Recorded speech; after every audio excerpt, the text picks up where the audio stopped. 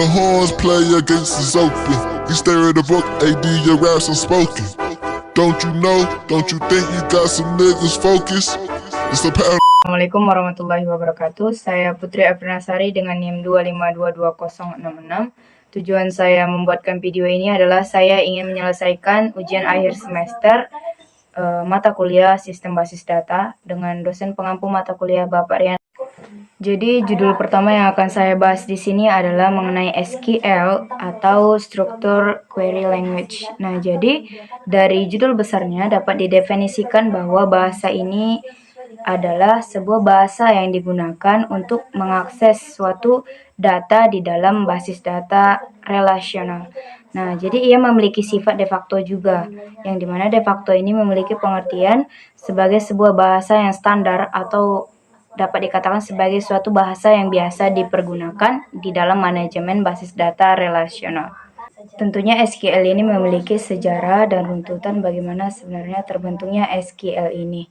Sejarah dari SQL terbentuk ketika seorang peneliti dari IBM atau International Business Machine Corporation atau perusahaan yang menjual tentang hardware dan software di Amerika Serikat mengemukakan idenya mengenai pembuatan basis data relasional pada tahun 1970 di bulan Juni. Nah, jadi namanya adalah Ed Koff. Nah, jadi si Koff ini mengemukakan idenya dengan pencapaian bagaimana sebenarnya membuat sebuah basis data relasional.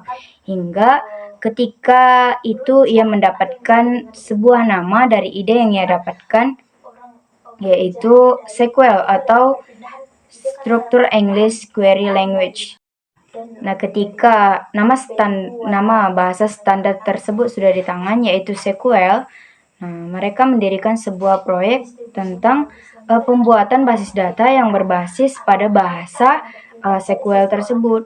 Namun, bukannya berjalan mulus, ada beberapa permasalahan yang terkait dengan hukum. Nah, namanya tersebut dipermasalahkan di Amerika Serikat sana.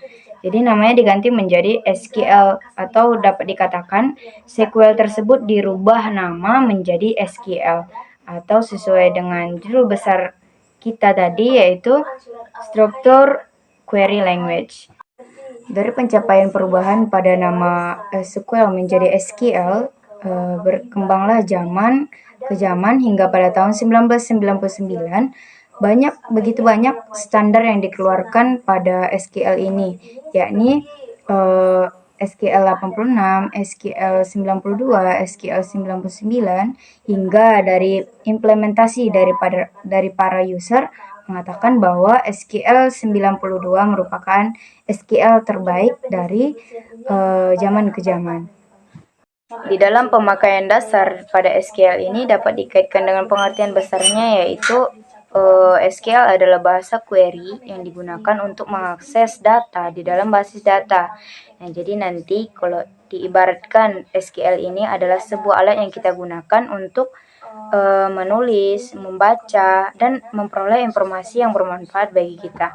Nah, jadi dapat dicontohkan bahwa SQL ini memiliki beberapa pembagian, yaitu seperti PHP, Java, Perl, dan lain-lain.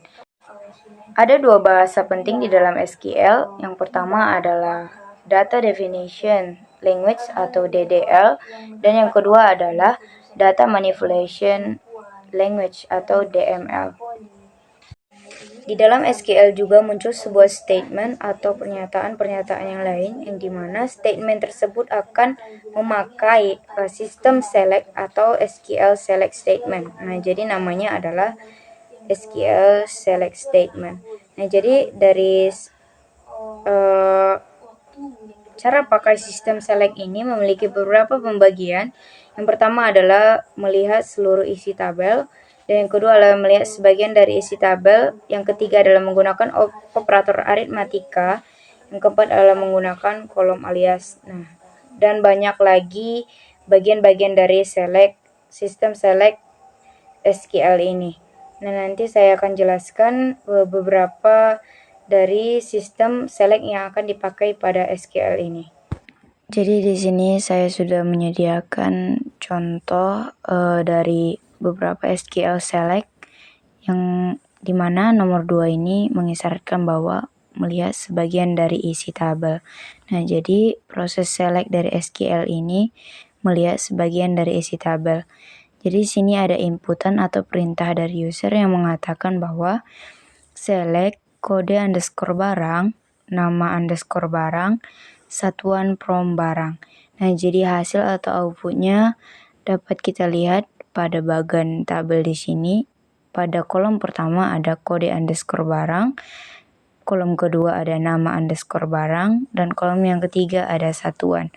Nah, jadi pada barang pertama memiliki kode B001 dengan nama barang laptop Acer dengan satuannya adalah unit, dan begitu juga pada barang yang kedua dengan kode barang B002 dengan nama barang laptop ASIO dengan satuan unit juga, dan yang ketiga memiliki kode barang B003 dengan nama barang laptop Toshiba dengan satuan unit, dikarenakan ia hanya memiliki satu atau bentukan unit saja.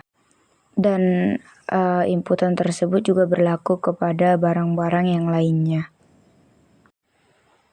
Pada contoh berikutnya di sini kita memakai select yang menandakan bahwa menggunakan operator aritmatika. Nah, jadi di sini ada prioritasnya yaitu kali, bagi, tambah, dan kurang.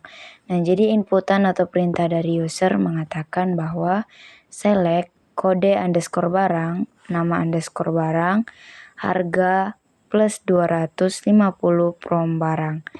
Nah, jadi harganya nanti akan kita tambahkan dengan 250 dari barang yang akan kita select. Nah, outputannya atau hasilnya di sini ada di bagian tabel yang ada pada gambar tersebut. Yang pertama adalah kode underscore barang, di kolom kedua ada nama underscore barang, di kolom ketiga ada harga, serupa dengan aturan select yang lainnya. Pada barang pertama ada kode underscore barangnya yaitu B001 dengan nama barang laptop Acer. Harganya di awal itu 5.000 karena kita memakai sistem plus 250, otomatis harganya 5000250. Dan barang yang kedua memiliki kode barang B002 dengan nama barang laptop ASIO. Harganya di awal 3800, namun karena kita memakai plus 250, otomatis harganya 3800250. Nah, kode barang yang ketiga yaitu B003, nama barangnya laptop Toshiba, harganya juga plus 250 yaitu 6250. Begitu juga dengan barang yang lainnya. Dan itu adalah beberapa cara atau contoh pengaplikasian dari SQL select statement. Nah, tidak hanya ada pada dua hal tersebut, ada juga beberapa contoh lain dari SQL select ini. Nah, mungkin itu saja pembahasan tentang SQL atau struktur query statement. Selanjutnya kita akan membahas bab selanjutnya. Materi selanjutnya adalah perancangan basis data. Nah, perancangan basis data atau mungkin bisa dikatakan sebagai desain ya, ini sangat penting dikarenakan ini adalah penentu apakah sebuah data yang akan kita simpan ataupun kita perbarui itu konsisten dan cocok untuk dilakukan beberapa cara yang mengarahkan kepada sesuatu yang lebih efisien. Masalah penyimpanan data. Nah, jadi di dalam proses ekspor, menyimpan, bahkan memindahkan pastinya memiliki beberapa kendala ataupun masalah di antaranya. Nah, jadi ada beberapa skema penting yang harus dilakukan ketika kita akan menyelesaikan suatu masalah pada saat penyimpanan data. Nah, jadi masalah di dalam penyimpanan data ini terbagi beberapa. Yang pertama adalah redundansi, Yang kedua adalah anomali pembaharuan. Yang pertama tadi kan ada redundansi. Nah, jadi redundansi di sini adalah ketika kita menyimpan data pastinya kan hanya sekali gitu. Cuman secara garis besar minusnya ketika kita menyimpan sekali data tanpa ada backupan, tentunya kita hanya akan mengalami kerugian begitu. Namun ketika kita melakukan penyimpanan data secara berkali-kali ataupun berulang-ulang, pastinya akan membuat pemborosan tempat penyimpanan data. Nah, untuk mencegah adanya kehilangan data ataupun pemborosan data, tempat penyimpanan maksudnya. Jadi yang pertama, ketika kita ingin menyimpan suatu file itu perlu ada suatu data backup. Jadi kalau misalnya ada yang hilang, kita punya data backup atau data simpanan yang sama begitu. Terus yang kedua, kalaupun data tersebut sudah memiliki backup, tidak perlu disimpan secara berkali-kali supaya tidak boros lagi. Terus yang kedua adalah anomali pembaharuan. Nah, jadi anomali pembaharuan ini adalah beberapa salinan dari fakta yang sama yang dapat menyebabkan anomali pembaharuan atau interkonsistensi. Yang dimana saat pembaruan dilakukan dan hanya perlu beberapa salinan ganda yang diperbaharui. Mungkin kasusnya sama dengan pemborosan tadi. Nah, dikarenakan di sini kan kita takutnya adanya terjadi anomali pada pembaruan atau mungkin anomali ini kalau dikaitkan dengan data, misalnya datanya hilang, datanya cacat gitu. Jadi untuk menghindari ini, kemungkinan data tersebut bisa juga kita backup ke dalam suatu penyimpanan yang benar-benar pasti begitu. Contohnya kan seperti file Word. Jadi ketika pun data Word ini anomali gitu, jadi data backupnya itu bisa kita edit atau kita perbaharui lagi dengan versi yang terbaik. Selain dari itu nanti ada beberapa anomali yang lain, mungkin seperti anomali penyisipan, anomali penghapusan, dan kemungkinan atau bisa dapat dijabarkan ada 4 saja mengenai masalah-masalah yang terjadi ketika kita akan melakukan penyimpanan data. Yang paling konseptualnya pasti ada pada saat anomali penghapusan. Nah, ketika data-data yang anomali atau tidak sesuai seperti yang kita inginkan tersebut bisa dihapus menggunakan suatu sistem yang sudah benar-benar bisa berjalan tanpa diatur kembali begitu. Ketika kita ingin menyelesaikan suatu proses, pastinya kita harus melewati beberapa rancangan-rancangan yang sudah terkonsep. Nah, begitu juga dengan perancangan basis data ini. Makanya perlu ada sebuah proses perancangan basis data yang dimana di sini terbagi dua, yaitu analisis kebutuhan dan yang kedua adalah perancangan basis data konseptual. Nah, jadi dari keduanya nanti akan dipaparkan yang dimana analisis kebutuhan di sini yang di awalnya nanti kita akan memahami data apa yang sebenarnya bisa disimpan di dalam basis data tersebut. Layaknya kita memastikan mana data yang patut disimpan atau cocok untuk disimpan. Nah, aplikasi apa yang harus dilibatkan di dalam proses ini dan operasi seperti apa sering dipakai nantinya di dalam proses ini. Terus yang kedua adalah perancangan basis secara konseptual. Nah, dari judulnya saja sudah terkonsep, maksudnya sudah tersusun bagaimana sih sebenarnya proses dari perancangan basis data tersebut.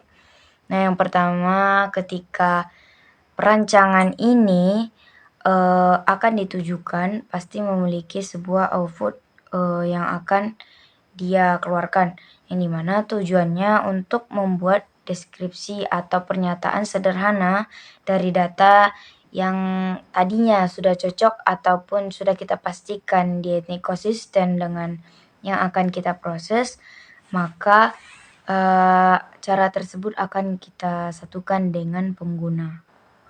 Ketika data nanti sudah cocok, maka akan dipadukan dengan si user atau cara si pengguna. Nah, nantinya kan deskripsi tersebut atau pernyataan tersebut nantinya akan ditingkatkan ke dalam bahasa yang lebih tinggi, kemudian disimpan di dalam sistem basis data. Nah, dan yang ketiga saya lupa tadi. Dan yang ketiga adalah desain basis data logis, yang dimana di dalam desain ini harus dipilih DBMS atau